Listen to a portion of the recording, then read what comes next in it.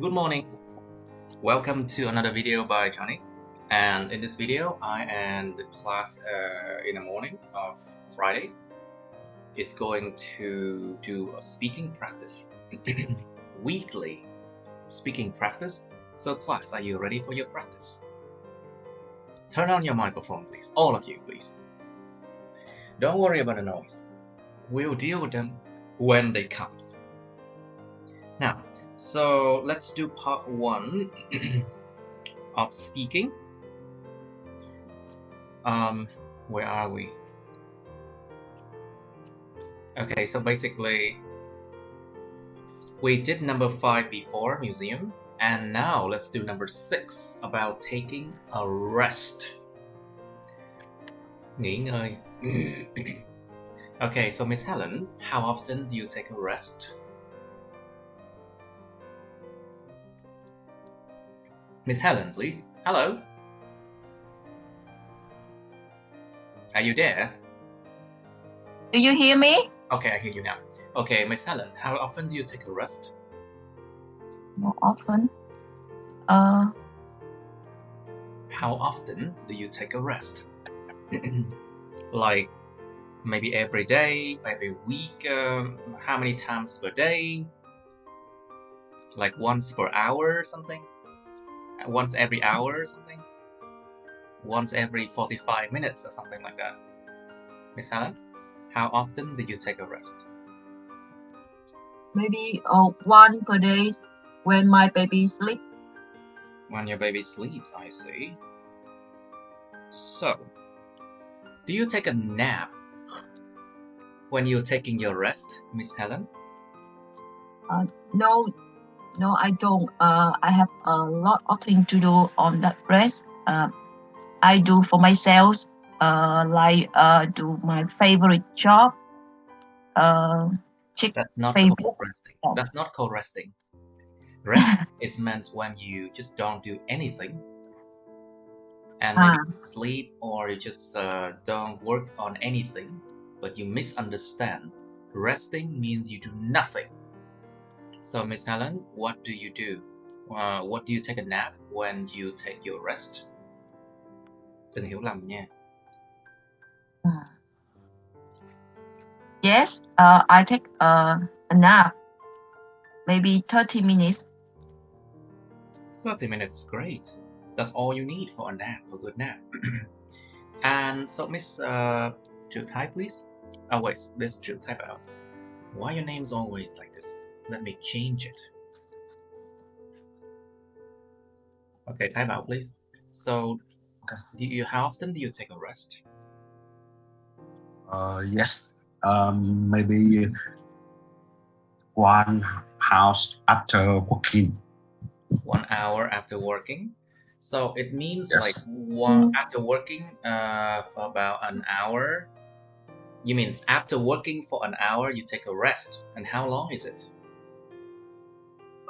Maybe 5 minutes.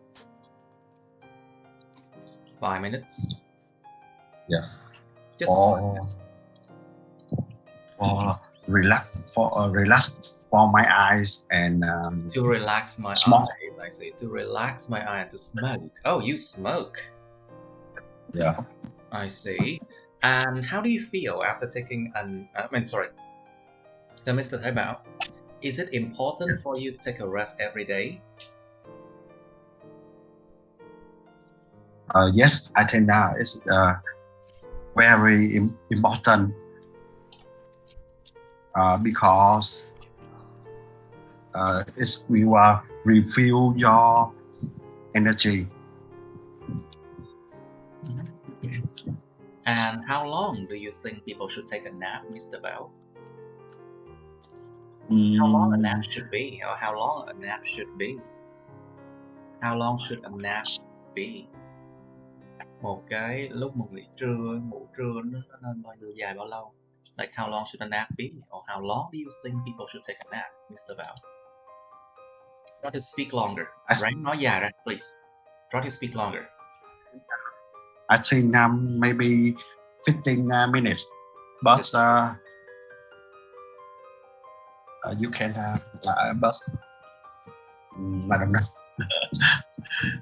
You don't know? All right. Yeah. So, Miss An Phương, please. Do you take a nap when you take your rest? Honestly, I usually don't have a habit of taking a nap. Oh, that's bad. Yeah, I will stay up all day, and instead I spend more time resting in the evening and go to bed early at night. Oh, so you don't nap at all. You just Yes. spend the whole day working and you rest. You Yeah. go to sleep at night. I see. But you Yes, know, when I according take to science, a you should break. not do that. But you know that according to science, you should not do that, right? Oh, really? I According to don't science, know that. we humans should sleep like 2 times per day. That's according to science. Basically, a nap should be just about like, half an hour, I think, something like that. More than that, you will be very tired.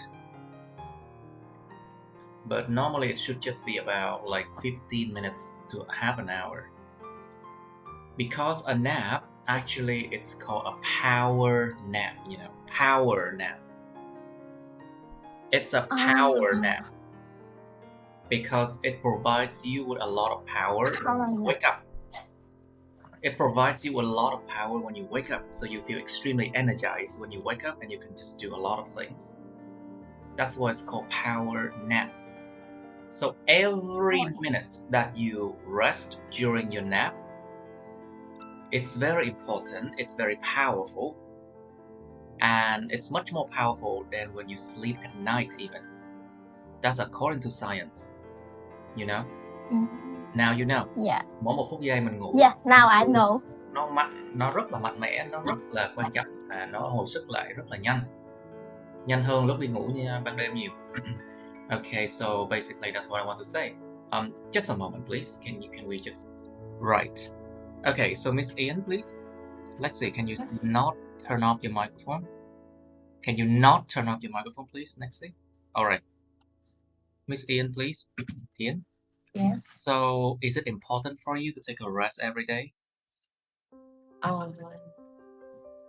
think it's important for me to take a rest, because when you take a rest, you will charge your energy, and You will recharge. after that you will be able to recharge your energy. You will recharge your energy, and after that, you will do your work better, I think. I see. So, Miss Ian, how long do you think people should take a nap? I think about an hour, because people have a break from 12 o'clock to 1:30 p.m. Wow, that's really generous. That's a really generous nap. I mean, that's really generous to have 1.5 hour break for lunch and nap. And then after that, I go back to work. After that, you go back to work. I see. Right. So, Lexi, please. How about you? Do you take lunch nap?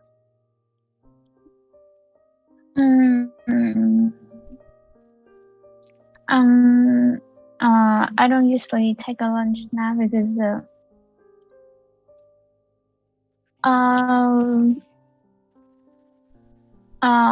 with me, take a rest, like just sit down and use my phone and if like that. My phone, that's it. But you just like lie down and you just lie down on like a bed and then use your phone, but you don't actually sleep, do you? Yes. I don't usually sleep at in the day, because I think it's waste during the day. During the day, because I think it's waste my time. All right. I think Miss Như Hoa just came into the room. Is that? When you come into the room, please open your microphone. This is speaking class. Lớp học speaking nha. We need to speak. So that's why when you enter the room, turn on your microphone. Is that Miss Như Hoa? Is that? Alright, I need to change your name because it looks weird. Okay, there you go. Right, so let's see. Since you play on your phone all the time, don't you feel tired? Oh, Miss Như Hoài said that we need to wait for her. She just took her exam and then she's waiting for them to collect and check the exam paper. Anyway, so let's see. Since you don't really sleep during your nap, don't you feel tired after you finish your rest? I can't hear you, Lexi. Can't hear you. Yeah, I didn't say anything. Okay, good. Please say something. I don't think so because I mean take a rest is just lay down and play phones. Play with my phone. I'll play with I don't think take a nap will have us. I don't think taking a nap. Tôi không nghĩ cái việc mà taking a nap. I don't think that the act of you taking a nap. I don't think that taking a nap. Chứ phải là I don't think take a nap. You have to say I don't think that taking a nap. Yeah, say again. Let's see. I don't think taking a nap will have us feel more Energetic. Energetic. Giàu năng lượng hơn. Well, you don't think it will make us feel more energetic and more alive, right? Sống động hơn, more alive, or you can feel more productive, no? Productive, làm việc hiệu quả hơn, làm việc được nhiều hơn. Or you feel like you can work more. You don't feel that way, Lexi? Not at all. What's going on today? I don't think you are being productive today. Maybe you didn't sleep enough yesterday night or last night. Okay. So, Miss Như Hoài, please, how about you? How often do you take a rest? Your microphone, Miss Như Hoài, please don't turn it off, please. Đừng có tắt mic mọi người. I told you this is many times already. Don't turn off your microphone during speaking practice. But anyway, she's busy with her exam thing, so let's move on. We should deal with a part 2 topic now. So, part 2 topic number 3, please. Okay, so number 3, part 2 is describe a person who you think wear unusual clothes. Miêu tả một cái người mà bạn nghĩ là họ mặc những cái đồ lạ thường. Unusual clothes, like clothes that doesn't look like we normally wear, you know? Clothes that we don't normally wear. Những cái đồ mà chúng ta thường không có mặc các bạn bình thường á. You need to describe a person who you think wear unusual clothes. Các bạn cần miêu tả một người mà bạn nghĩ là họ mặc những cái đồ lạ thường. You should say who this person is. Cái người này là ai thế? How you knew this person. Làm thế nào các bạn đã biết cái người này? What his or her clothes are like. Cái quần áo của anh ta hoặc cô ta nó như thế nào? And explain why you think the clothing is unusual. Và giải thích tại sao bạn nghĩ cái đồ đó nó lại không có bình thường, nó lạ thường. You also have part 3 of unusual clothes. Do you think what people wear can influence, not influence, okay? Nhớ âm 1 nha. It's influence. Do you think what people wear can influence their mood? Bạn có nghĩ những cái gì con người mặc có thể ảnh hưởng đến tâm trạng của họ không? Number 2, do you think it's a good idea to buy clothes online Bạn có nghĩ đây là một cái ý tốt? Bạn có nghĩ mua đồ online, mua đồ trên mạng là một điều tốt không? Là một điều hay không? You should expand your ideas, okay? Expand your idea as much as you can. Try to expand it. Ráng mở rộng ý tưởng càng nhiều càng tốt nhé, ok? Nhưng mà vẫn giữ trong khuôn khổ cái câu hỏi đó thôi, đừng có lạc đề ra. But you just, when you expand it, you still need to understand that you are trying to explain that question. Don't go out of the boundary. There's a limitation that you need to be careful with. Of course, there's always a limitation. Có một cái giới hạn.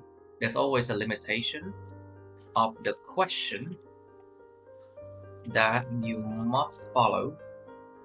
Luôn có cái giới hạn của câu hỏi, các bạn luôn phải tuân theo nha. Đừng đi lạc đề. Don't go out of topic.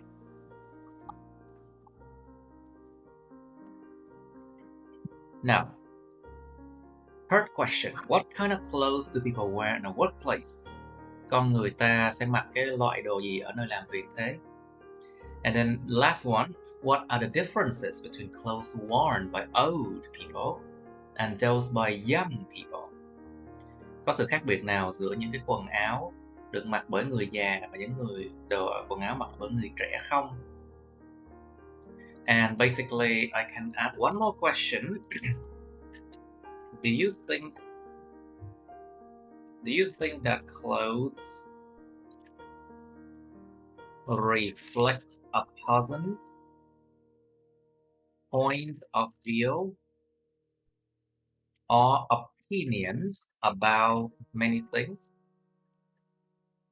Bạn có nghĩ là quần áo nó phản ánh cái cách nhìn nhận của một người hoặc là cái nhận định cá nhân về nhiều thứ không? That is the last question. So think about clothes. Like, what kind of clothes people usually wear? And if they are sad, what kind of clothes do they wear? When they want to make a fashion statement, to make a fashion statement, muốn tạo ra một thông điệp thời trang. Like, make a fashion statement means like through the clothes, what do you want to say to the public? Thông qua cái quần áo đó các bạn muốn nói cái gì để cho quần chúng biết được. That's a make a fashion statement, you know? Like for example, people who like hip hop or people who like rap, they often wear clothes with a lot of bags. For example, ví dụ như người thích nhạc rap chẳng hạn, thích mặc cái đồ mà rộng thùng thình với rất nhiều túi chẳng hạn. Like they like to wear clothes with a lot of bags and loose clothes. Đồ rộng thùng thình nó lỏng lẻo vậy đó. It's like you are swimming in that clothes. It's like you're swimming inside of that outfit. Trang phục, outfit. Giống như mình đang bơi trong cái trang phục đó luôn. Nó lỏng vậy. It's like you're basically swimming in that outfit. Or maybe people who like classic style, họ thích cái style cổ điển. Classic style. They can wear like, suit and tie. Mặc com lê với lại đeo cà vạt. Like suit and tie, they follow classic style. Or people like me, for example, I just like t-shirt because I like it comfortable. Bởi vì tôi thích nó thoải mái chẳng hạn. So basically, does clothes reflect a person's point of view or opinion about many things? You have to think about, okay? Liệu quần áo có phản ánh cái nhìn nhận hoặc là cái nhận định cá nhân của một người về nhiều thứ không? You have to think about it. Try to expand it. Give examples. Ráng mở rộng ra, cho nhiều ví dụ lên. The same thing happens to the other question as well. Like for example, clothes worn by old people and clothes worn by young people. You need to say that, okay, how about the color they wear? Cái màu sắc nó như thế nào? Like the color. How about the style? Độ dài ngắn đó nha. Like how about how short their trousers are. Mấy cái quần nó ngắn cỡ nào? How short the trousers are, or what parts of the body will be exposed? Nó sẽ nó hở ra cái phần nào trên thân thể nếu mặc cái đồ đó. What parts of the body are exposed? Nó hở ra phần nào trên thân thể khi mặc cái đồ đó. And you can also talk about like what young people and old people might think differently, and that leads to them choosing those kind of outfits. Các bạn hãy nói về cái cách suy nghĩ của người già, người trẻ khác nhau thế nào, và nó dẫn đến là cái sự lựa chọn trang phục khác nhau đó. So about a question, what kind of clothes do people wear in the workplace? Well, it's very tempting to talk about uniforms, right? Rất là dễ mà mình nói về trang phục mà đồng phục, right? But you need to expand further too. Các bạn nên mở rộng ra, ví dụ như một số nơi công sở họ cho mặc đồ thoải mái, miễn sao mà làm công việc được tốt. Like a lot of workplaces, they allow workers to just wear clothes as they wish, as long as the productivity is good. Productivity, sức sản xuất, sức lao động. As long as the productivity is good, then you can wear anything. But you can, of course, talk about uniform. When you talk about uniform, you need to say, what does a uniform represent?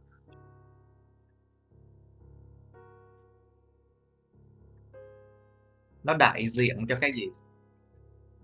Cái đồng phục nó đại diện cho điều gì? What does the uniform represent? Does it represent the image of the company or its values? Nó đại diện cho hình ảnh công ty hay là những cái giá trị của nó? And what color do they wear? Do they wear tie, or is there anything special about that clothes? Có cái gì mà đặc biệt về cái quần áo đó không? Họ có cà vạt hay không? About a question, do you think it's a good idea to buy clothes online? You need to talk about the good and the bad as well of buying clothes online. Is it convenient? Các bạn đã nói về điểm tốt, điểm xấu của chuyện mua sắm online. Liệu nó có tiện hay không? Is it easy to... So, convenience. Tiện dụng, tiện lợi. Is it easy to easy for return? Có dễ dàng trả hàng lại không?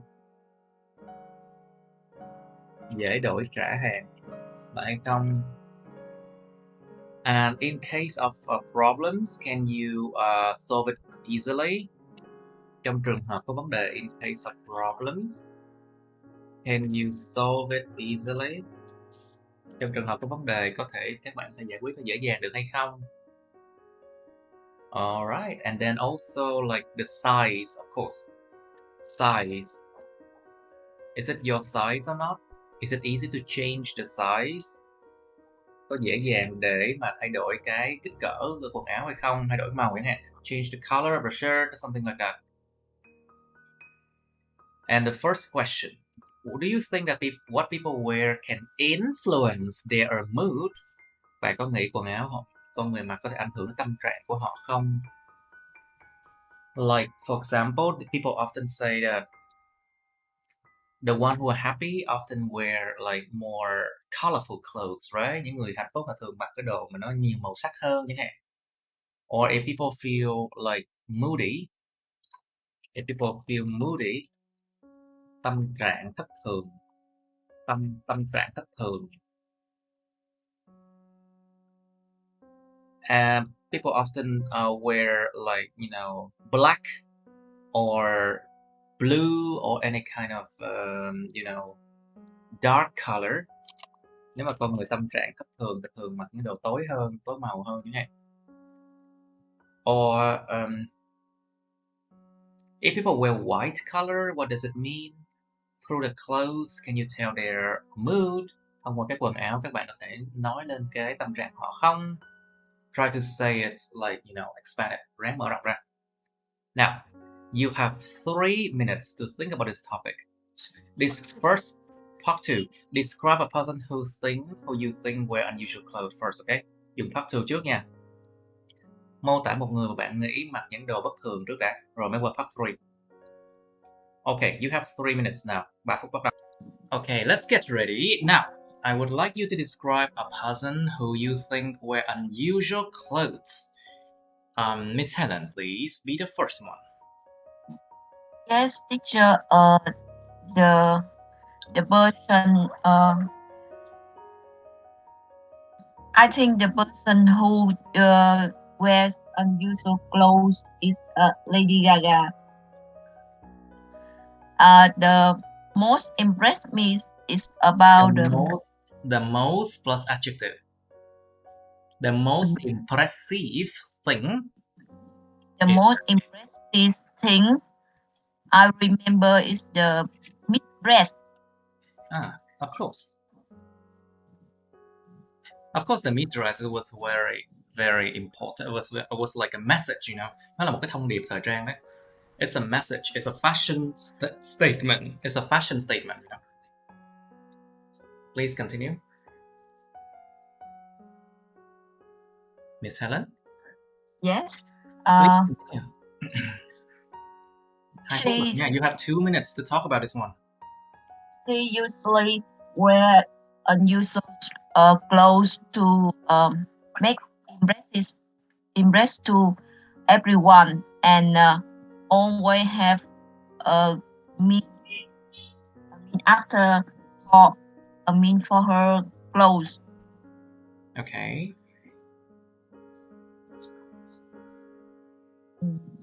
Remember, you need to stick with what you should say. Theo mấy cái you should say nha mọi người. Come on, please. You have like 1 to 2 minutes to talk about it.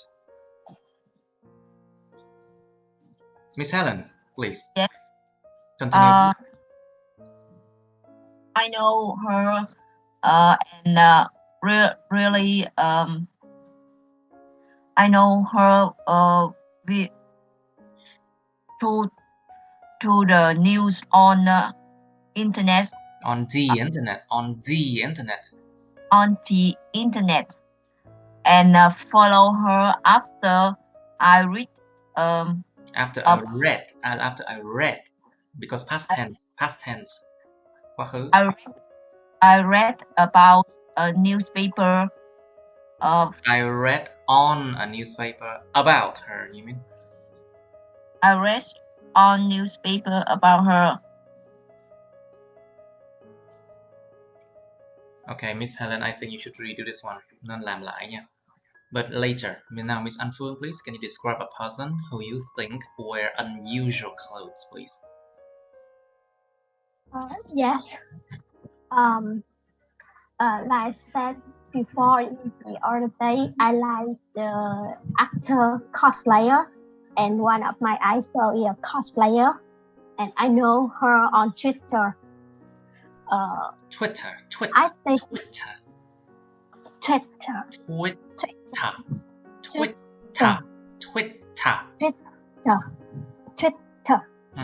Yeah, I think they wear unusual clothes. It's the clothes of the character in the comic.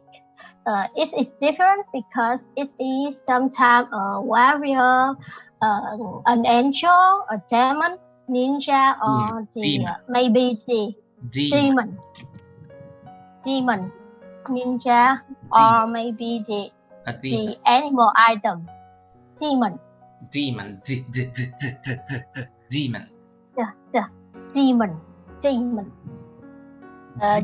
You know, it's a demon. A demon. Yeah, a demon, ninja, or animal idol. And people usually don't wear that on normal day except for Halloween. So that's why I think this is a unusual clothes. That's very good. Very good. Now, so Miss Ian, please, can you describe a person who you think wears unusual clothes? The person that popped up in my mind when talking about unusual is Lady Gaga. Oh, again. She will express people with the mid clothes The when mid she dress. went You mean the mid dress? the mid dress when she went to get a music award in 2010. 2010. Let's say It's let's 2000. say 2010, and this is a short dress with the real mid texture. Okay. Some people think it's gross. Gross. But nghe em nói gross. Gross. Gross. Gross. But in deep, she explained that the mid dress was proposed against the U.S. military and support the gay love. You mean the military? Yeah. Military. Military. It's against the military. And support the gay love for LGBT. LGBT for soldier LGBT at this time. What else? And in my opinion, I think she was successful. Successful. Mấy cái full là successful.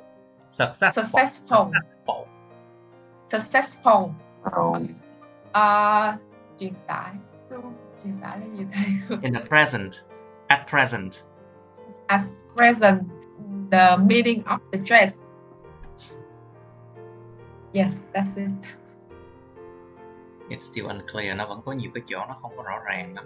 It's still unclear. But anyway, Mr. Thái Bảo, please. Yes. Today I want to talk Go directly to the question. Đi thẳng vào vấn đề luôn. Yeah. The person I think wearing unusual clothes.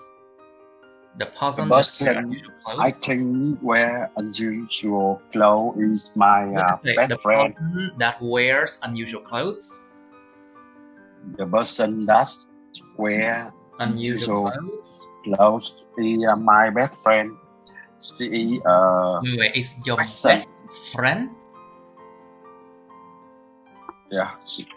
Your best friend? Yes. My best friend. Best friend. Best. Your best friend. ST. Best friend. Best friend. Is my best friend. Cái chữ ST nó đọc nhanh là sẽ mất chữ, mất âm, nó ra tùm lum đó. Đọc từ từ thôi. Try to make it slower when you pronounce the ST sound, okay? ST words. Best friend. Not bad friend, bad friend, bad friend. It's best friend, okay? Try again. Thử lại đi. Try again, Mr. Bảo. The person I think wear unusual clothes is my best friend. Best friend. She is a fashion designer. Fashion designer, you mean? Fashion designer, yes. And I know her from another friend. Okay, you have known her from another friend, I see. Yeah. She wear a very unusual clothes, such as very bright color and a normal great design by her. Interesting.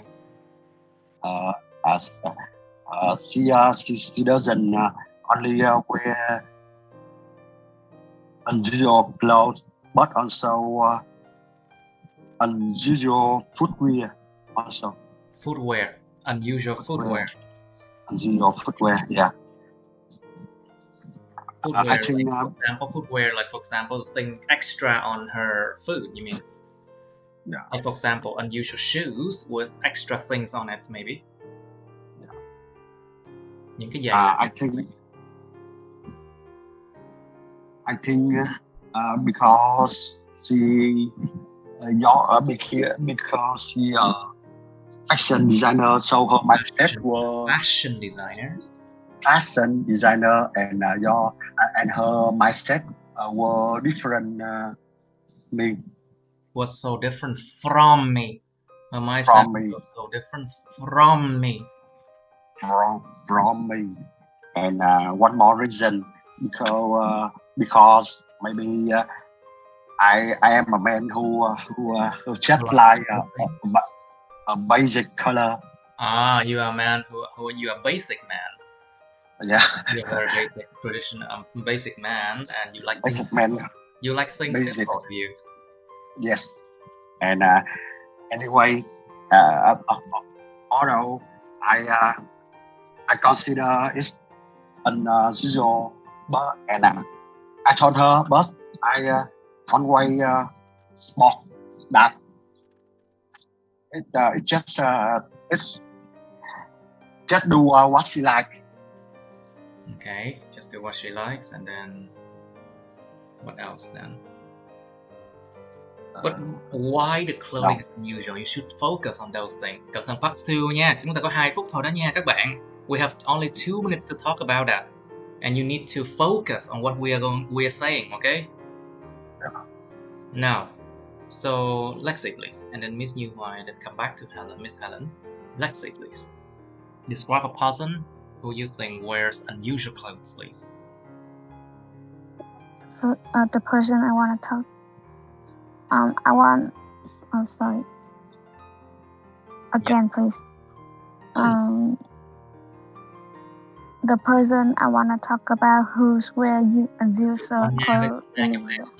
Try to say want to or would like to. Let's say would like to talk about. Không có wanna, gonna trong IELTS nha. Don't use wanna and gonna in IELTS. It's informal. Nó không có trịnh trọng. Please continue. Again, one more time. The person I would like to talk about who's with unusual clothes is a model of a famous brand like Gucci or LV or some brand like that. Hermes? Okay, please continue.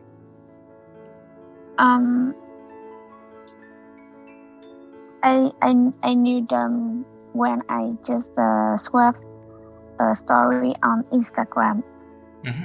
Actually, on the net, yeah.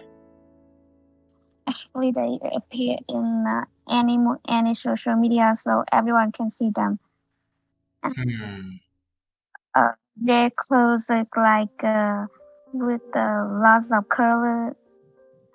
Sometimes I think it's not make sense. It doesn't make sense. It doesn't make sense. It doesn't make sense. Either too big or too weird, and I bet that it cannot be the usual clothes that people wanna wear every day. Wanna? That people want to wear. People want to wear, okay? Want to wear every day. Okay, very good, very good. Now, Miss New Hoài, please, and then Miss Heather. Yeah. Yeah. Well, most people prefer to wear clothes in fashion or good looking that express their own personality. Is an adjective. Good looking là một tính từ. In fashion or in good looking like people, like places or something like that. You should use adjective plus a noun. Phải dùng tính từ cộng noun nha. Nãy là dạ em đứng lên trước được. Try again. Try once again. That sentence. Most people prefer to wear fashionable and good-looking clothes. There you go. That's good. Yeah, that express their own personality. That express their own personality. Their own Their own personality. personality. Their nó có y ngắn r nè. IR pronounced like ir. So their. So their personality. Their own personality. Their personality. However, there are also few who wear different clothes, and I would like to talk about my neighbor model. Your She neighbor often who is a model. Your Neighbor who is a model.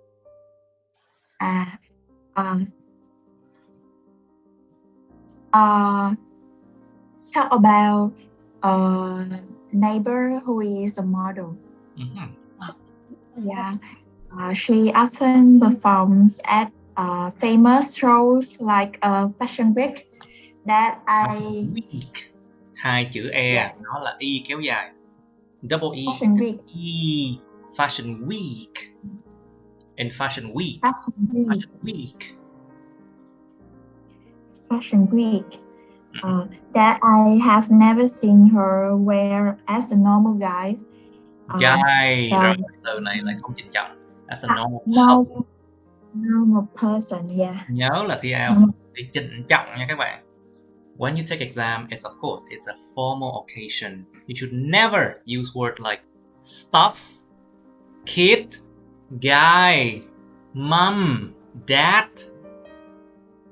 Mấy cái từ đó chăng? Yeah. Wanna, gonna. Try to not use these words, okay? Yeah. Okay, try again. I have never seen her wear as a normal person. So there are several things that make her outfit unusual. Unusual. Yeah, she mostly wears vibrant and glamorous colors with a stranger shape, such as orange, red, or yellow in most public memories. I consider that mainly because of her nature of work. She must wear these clothes from a designer who belongs to the art field.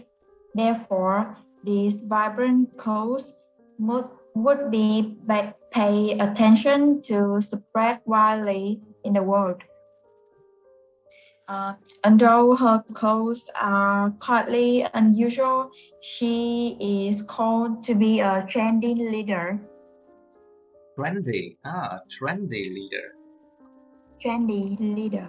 No, I think it's called trendsetter. Trendy. It's called trendsetter. I think it's a trendsetter. Những người tạo ra xu hướng. It's called trendsetter. It's not called trendy leader, okay? It's trendsetter. Không phải là cái người lãnh đạo, cái người mà chỉ đạo lãnh đạo cái xu hướng đó đâu, người ta gọi là cái người tạo ra xu hướng. Trendsetter. Yeah.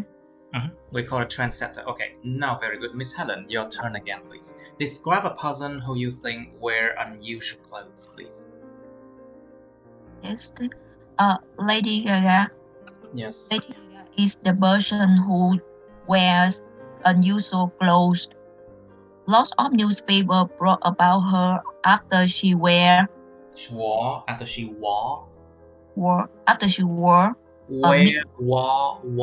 So after she wore.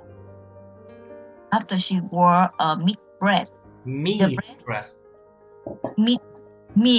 dress. Bạn cẩn thận cái âm kéo dài nha. Just have to be careful with like long vowels. Những cái phụ âm kéo dài. Long vowels. Những phụ âm kéo dài. Like for example, double vowels, phụ âm kép, ví dụ EA trong chữ me chẳng hạn, thì chắc chắn là phải kéo dài ra. Hai chữ E cũng vậy. Hai chữ O cũng vậy. Like double vowels, like for example EA, O, E, all need to be longer, okay? Like meet dress. Meet dress. Not meet dress. Meet dress. I'll meet you.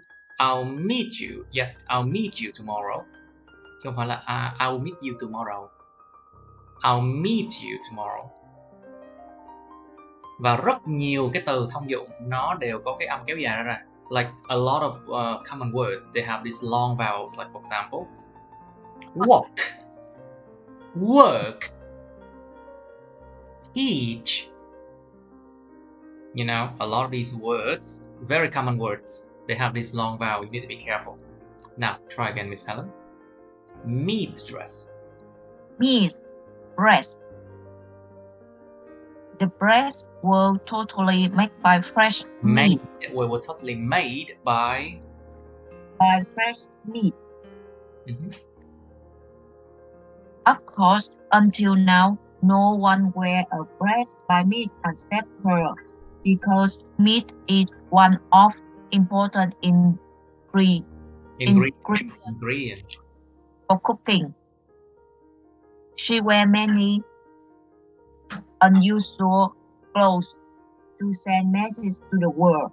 The world. World. Như con chó kêu đó. Wow, wow, wow, wow. Like in the world. To the world. To the world. And she wears many unusual clothes to send messages to the world. All her clothes were designed so creative and unique. Unique and so unique. And unique. Nhấn âm 2 nha. Unique. Mấy cái từ mà tiếng Anh nó có chữ que ở cuối á, thường là nó mượn tiếng Pháp và nó sẽ có quy luật nhấn âm không giống tiếng Anh, nó sẽ nhấn âm cuối. Like a lot of words in from English, they have the QUE at the end. QUE at the end. They are borrowed most likely from French language, and the stress is on the last sound, last syllable. Cái âm tiết, cái nhấn á, nó nhấn vào cái âm cuối của nó. So unique, physique, physique, unique. Okay, let's say unique. Miss Helen, please continue. Hết rồi thầy ơi, em nghĩ được cái đó. All right, okay, good. Let's go to part 3 of unusual clothes. So, Miss An Phương, please. Do you think what people wear can influence their mood? Yes, I think what people wear can influence their mood. Influence Their mood. Because if they wear a nice outfit with a lot of vibrant color, it can make them feel better on a bad day. And there are many nghiên cứu là gì vậy thầy? There are many research. There are many research that confirms. Nghiên cứu mà nó confirm. There are many research confirm that color has an effect on a person's mood. Effect. Colors have an effect on a person's mood. Have an effect on the person's mood. Yes, and also if they wear a beautiful outfit, they will receive a lot of compliment from the other. Compliment from the others. Compliment from the others, and this can cheer them up and improve their mood. Improve their mood. Yes. Improve their mood.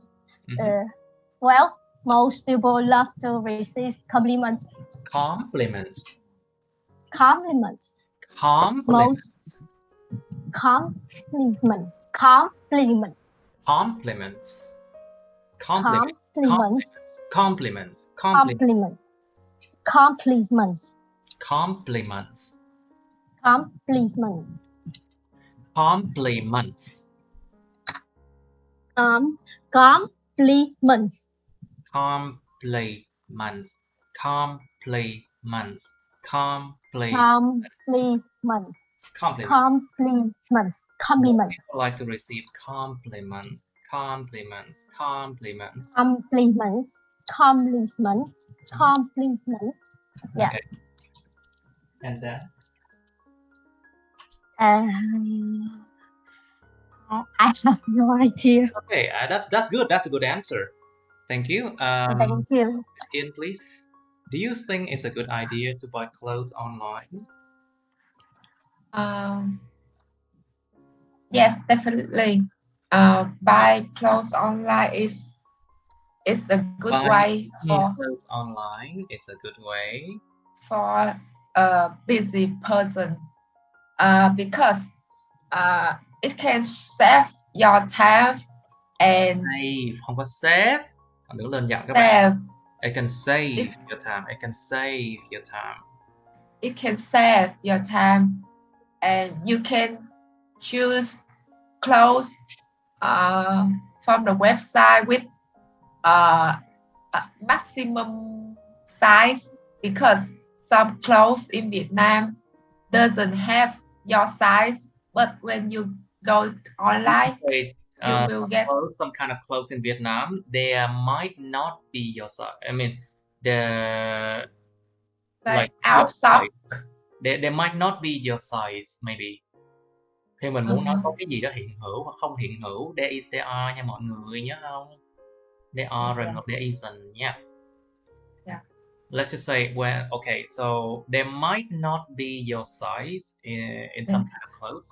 There might not be some kind of, there might not be, so your size might not be available, let's just say. Your size might not be available. Your size might not be available. Cái size của bạn không có mặc đâu, nó không còn. Your size might not be available for purchase, so maybe sometimes it's good to buy online. And when you buy online,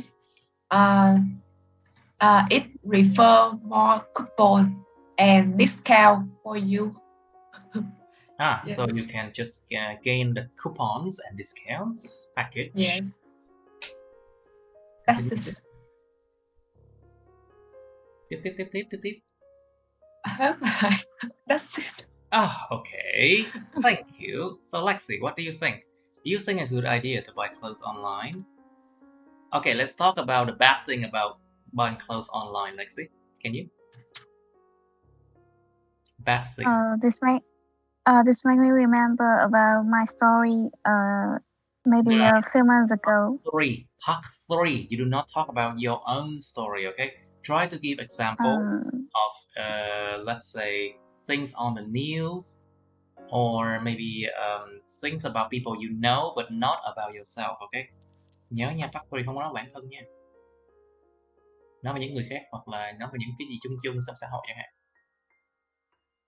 Thì là kiểu như là mình mua đồ về xong rồi nó không có vừa thì nó chỉ là như vậy thôi, cũng không được ở đây. You can just say that sometimes people, you don't say like I buy clothes, you say people buy clothes, for example.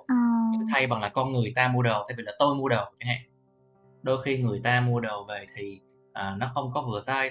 Like sometimes when people buy clothes and the size doesn't fit them, it's not their size, it's difficult to exchange. Rất là khó để mà thay đổi. Like for example, please. Lexi? Mình hay hỏi lại. Do you think it's a good idea to buy clothes online?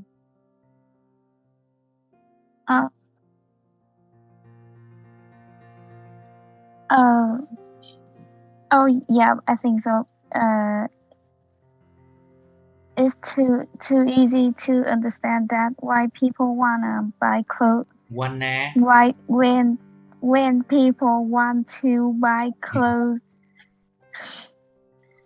like on some app. I think it's more useful because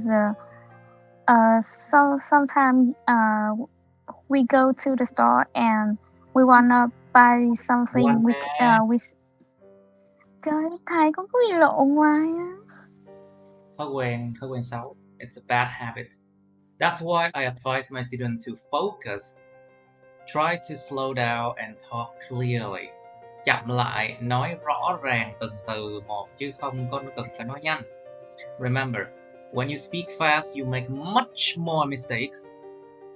And speaking fast does not improve your grades in any way. Nói nhanh không làm cải thiện điểm chút nào, mà nói nhanh còn làm phạm rất nhiều lỗi nữa. Cho nên phải nói chậm rãi thôi. Try to speak slower. Please, let's see.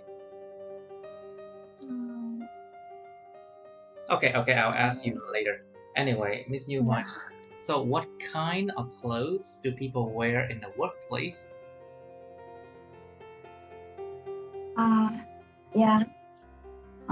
For me, people should wear formal clothes at workplace. Why? Why formal clothes? Why? Sao phải trang trọng?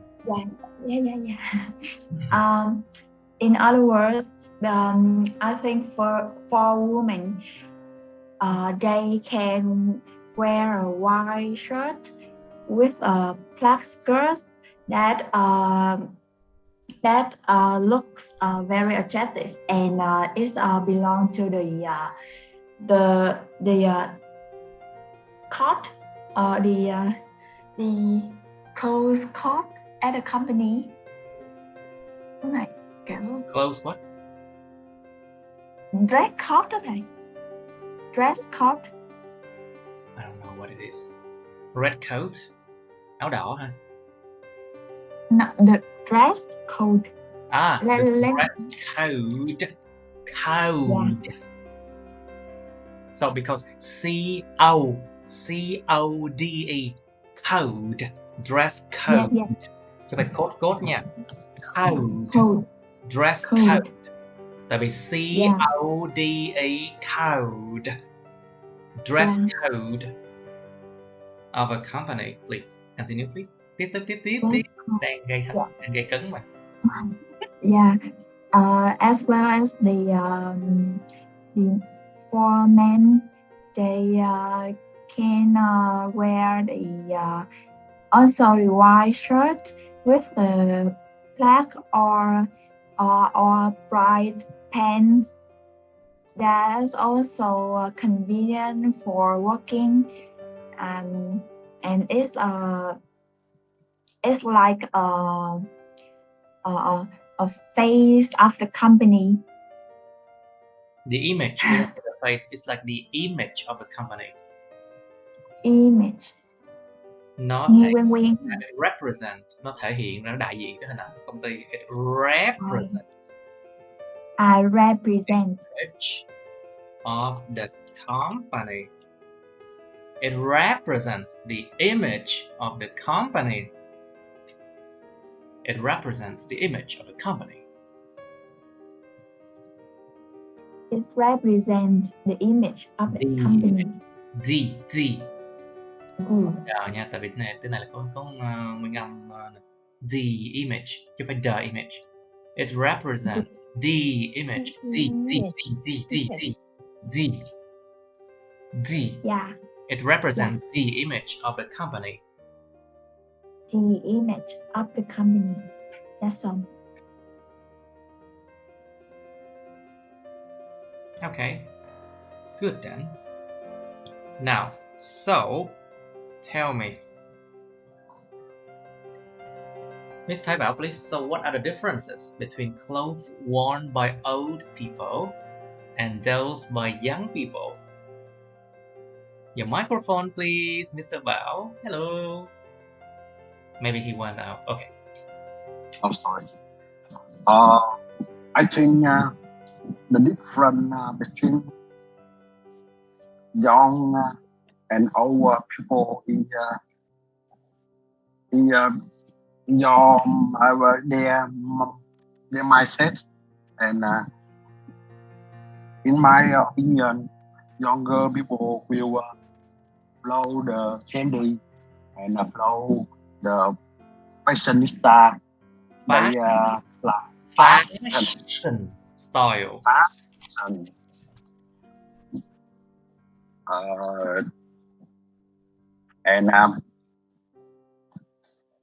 And the older people will apply basic wear, Basic wear, yes.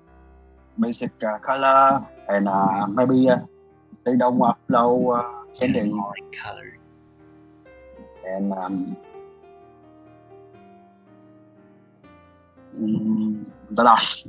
I don't know. Okay. All right, you don't know. Okay. So I'll ask you one more question, Mr. Bao. Do you think that clothes reflect a person's point of view or opinions about many things?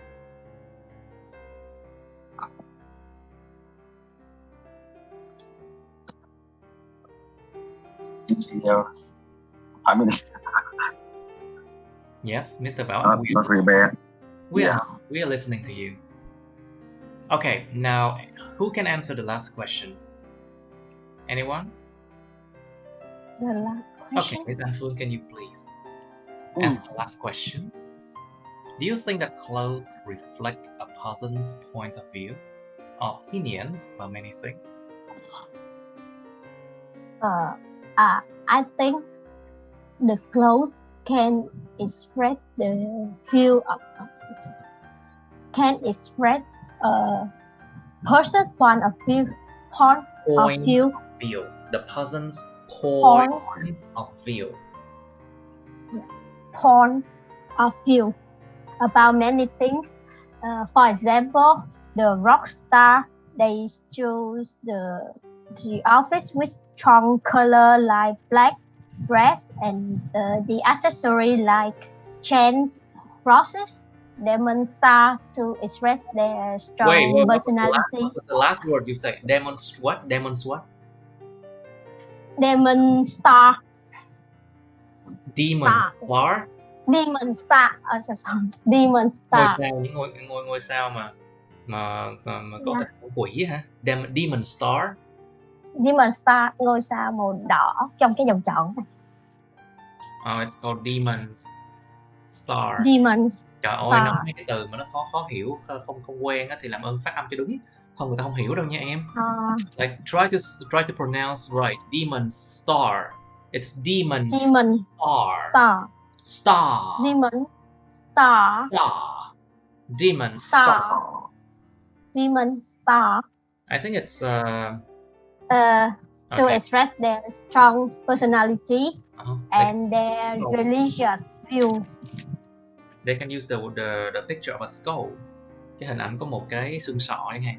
They can use the picture of a skull. The skull. The skull. The skull. S-K-U-L-L-O. Skull. Skull. Là U-L-L. U-L-L. So skull. Skull. The skull. The skull. The skull. To express their strong personality and their religious view. And during the LGBT event, LGBT people and their supporter will wear the LGBT events. Event. Cái từ đó là event nhấn 2 nha. Event. Sự kiện event. It's like event. Yeah, during LGBT event, LGBT people and their supporter will wear the costume or the item with the rainbow, their logo to share their support. Yeah. Anything else? Okay, very good. I think that's quite good. Thank you. Now, so I think you guys really need to practice more, okay? because really, this is actually not my class. This is actually not the class that I have been teaching for quite some time.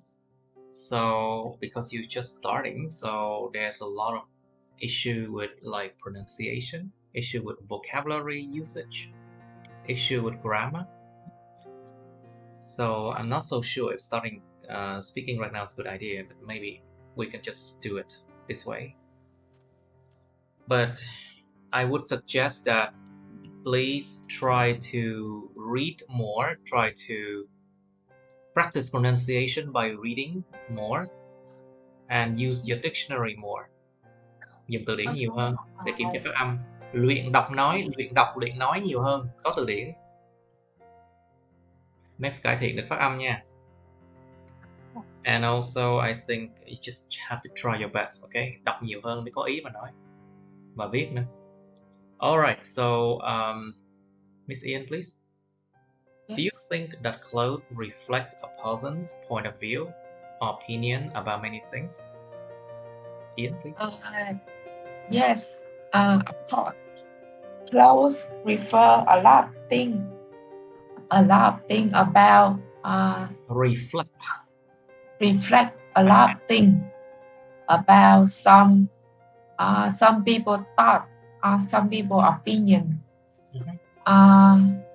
First, clothing can reflect in the custom and belief and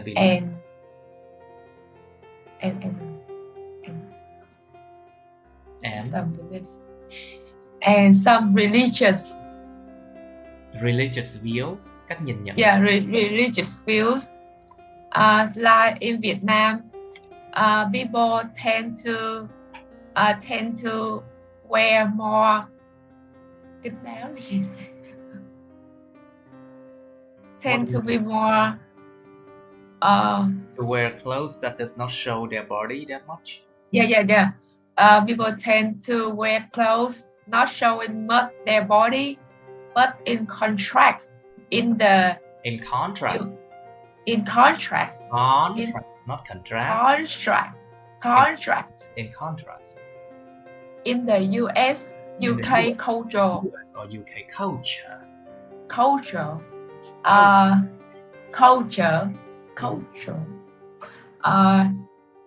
They are more freedom to wear what they want and to show their body. They have more freedom to choose whatever they want. They have more freedom to choose whatever they want, and people don't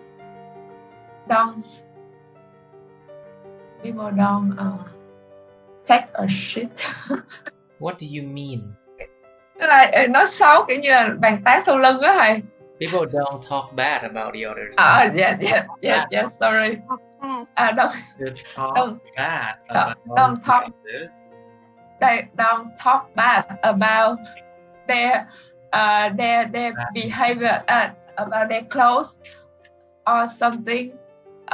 They just focus on their relationship or their friendship. But in Vietnam, people tend to be more focused on what they are what people wearing. Because if you show much of your body, and your dad or your father or your mother or your father will be disclaimed. What do you phản đối ta? They will object. They will object their children clothes. They will object to their children's choice. Họ sẽ phản đối với cái lựa chọn của trẻ, những đứa trẻ của họ. They will object to their children's. They will object to their children's choice. So that's, I think, because of your culture. Your culture.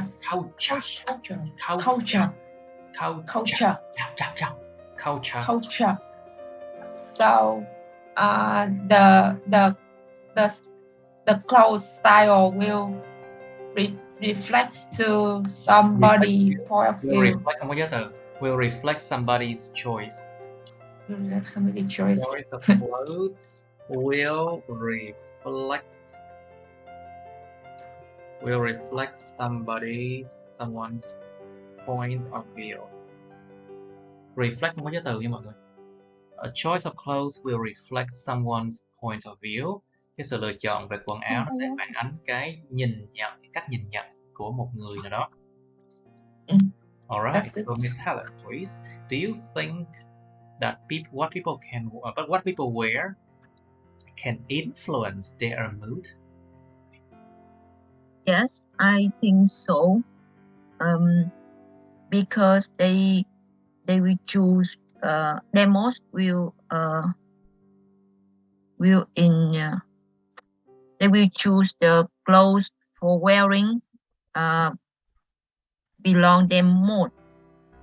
I think the person they are happy, they usually choose the colorful clothes. Colorful clothes. And the people who is sad, they usually choose the dark clothes like gray or black. Anything else? I mean that is normal, but not at all. On là sao các bạn?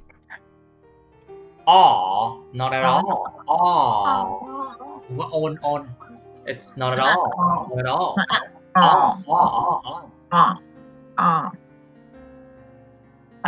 ALL. Not at all. Not at all. Not at all. Không phải on nha, không có n nha. Không có on nha. Not at all. Not at all. Cái chữ mà cao lớn, how you say cao lớn? Tall. Phải tone. Tall. It's very tall. Thì cũng vậy. Trung tâm mua sắm thương mại, the mall. Chứ phải mall. The mall.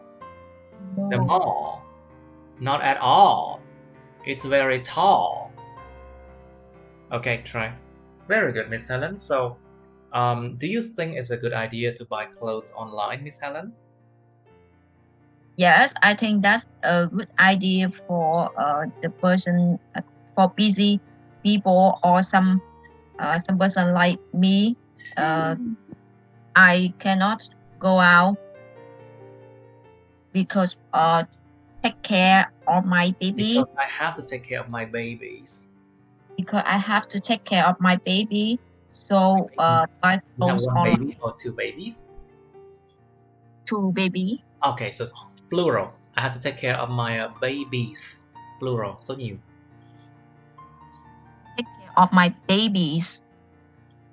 So buy clothes online is the best choice. Buying clothes, cho nên cái chuyện mua sắm online. So buying clothes online. So buying clothes online. So buying clothes online is the best choice. I can buy anything, clothes for me, for my babies, for my husband, just by a click. Just by the click of a button. Chỉ bằng một cái cú click thôi. Just by a click of a button. Chỉ bằng một cú click, một cái nút bấm thôi. Just by a click of a button. Yes. Very good, Miss Helen. Now, class, I think we can just stop here for this topic. It's quite difficult, isn't it? Chủ đề này hơi khó phải không đâu? It's actually quite difficult. Yes. So, next time, town or city you would like to live in, this one easy. Part of the town city you enjoy spending time in. Chủ đề số 4 là thành phố hoặc thị trấn mà các bạn muốn sống trong đó. Còn số 5 là một phần của thành phố hoặc cái thị trấn mà các bạn thích dành thời gian trong đó. So I would like you to prepare these two topics for next week, okay? Mình muốn các bạn chuẩn bị hai cái chủ đề này cho tuần sau nhé. Yes. Okay, public places, things like that. If you want to have more ideas to talk about, you need to read, do more research online. Mình phải nghiên cứu nó trên mạng, đọc nhiều vào cái chủ đề đó mới nói được. You have to read more, do more research, Google it. There's a lot of ideas, you know. Now, so these number 4 and 5 will be for next week, okay? Yeah. Right. Okay, let me end the video here. Say hi, say bye to the people, the other YouTube viewers, please. Bye. Bye. Bye. Bye. Okay, that's the end of my videos. Please like, share this video with your friends, subscribe to my YouTube channel, and press on the bell button next to the subscribe button so you can get notified about my new uploads, okay? You can also press follow my Facebook, but please don't add me on Facebook as friends, okay? Cảm ơn các bạn đã theo dõi nha. Các bạn hãy nhấn vào like, chia sẻ video này bạn bè các bạn. Nhấn vào nút đăng ký kênh YouTube mình và nút cái chuông kế bên cạnh cái đăng ký kênh đó để mà các bạn sẽ được thông báo về những video mới nha. Các bạn cũng có thể nhấn vào nút theo dõi Facebook mình, nhưng nhớ đừng kết bạn Facebook mình nha. Thank you and see you. Bye.